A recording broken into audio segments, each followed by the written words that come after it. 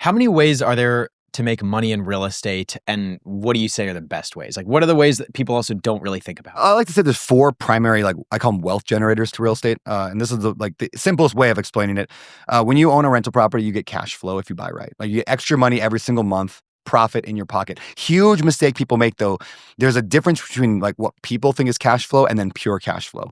And when I say pure cash flow, I mean it's been like put through the fire, like gold is purified by throwing it through the fire. It's been purified through the fire. I mean, you own rental properties, like you can make like, I'm making 500 a month, 500 a month, 500 a month, 500 a month, $2,000 water heater. Yep. Oh, dang it. 500 a month, 500 a month, 500 a month, 500 a month, $2,000 stove. So like you have to account for those big items that only happen once a decade, but there's 50 of them in a home. And so like you count, like they happen all the time. So as long as you're actually buying a property that makes money, pure cash flow, you get money every single month. That gets you financial freedom. You get enough of them. Like back when I started, I said I wanted $100 per month per unit. That was just my number 20 years ago I used. That's gone up maybe a little bit now, but for simplicity, if you needed $100 in actual pure in your pocket, post-tax, like, because there's not a lot of tax anyway, we'll get to that. In your pocket, $100 per month per unit. Okay, how many units do you need to retire? If you had $10,000 in bills and like that would make you feel comfortable, okay, 100 units. And you might think that's great. How am I ever going to buy 100 houses? Well, you don't. You just get in a multifamily. You buy the house. Later on, you buy a duplex. And you're like, okay, I figured that out. You buy the 10 unit. Oh, I figured that out. You buy the 50 unit and you're done in 3 years. That's cash flow. Number two is appreciation. Obviously, property values go up over time. Yes, there's dips, but when you look at all of American history, property values always go up over time over the long run. That's where wealth is built, right? Like cash flow is cool. I can pay my bills with it. Great.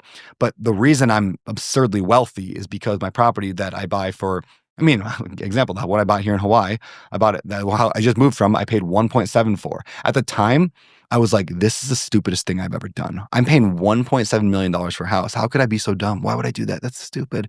And my buddy David Green, who is my co-host on Bigger Pockets, David's like, man, in 30 years, what's that house worth? I'm like, probably like 3.5.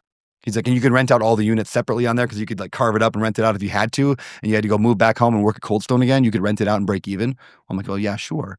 He's like, so worst case scenario, Brandon, worst case is 30 years from now, you're worth $3 million more because you paid off the property. I'm like, oh yeah, worst case is I'm really rich. It's like, okay, so that's appreciation. Now, ironically, I held it for 7 years. I just sold it for 3.2 million. Actually, we closed today.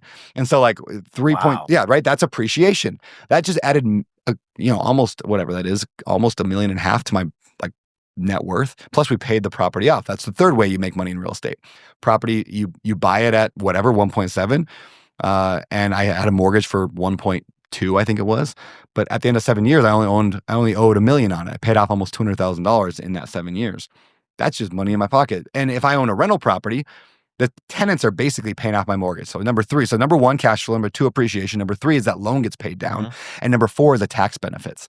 In other words, if I make $100,000 a year as a landlord in cash flow, you make $100,000 a year from advertising and from YouTube, I keep all my money, you're going to lose probably 30% of yours, right? So in other words, I'm naturally just getting wealthier just by holding on to real estate. Then if I play my cards right and I do the game right, which I do, I offset if I'm careful. And again, you got to do this right. So please, those listening, don't just go and assume this works. You got to follow the rules. I can offset my active income, the money I make from book royalties and from YouTube. I can offset that and not pay taxes on that because I own real estate. So that's just like the government, it's just like me making money, right? If you save money or make money, it's basically the same thing. So that's how you make money in real estate, those four ways: appreciation, cash flow appreciation, loan pay down, and tax benefits.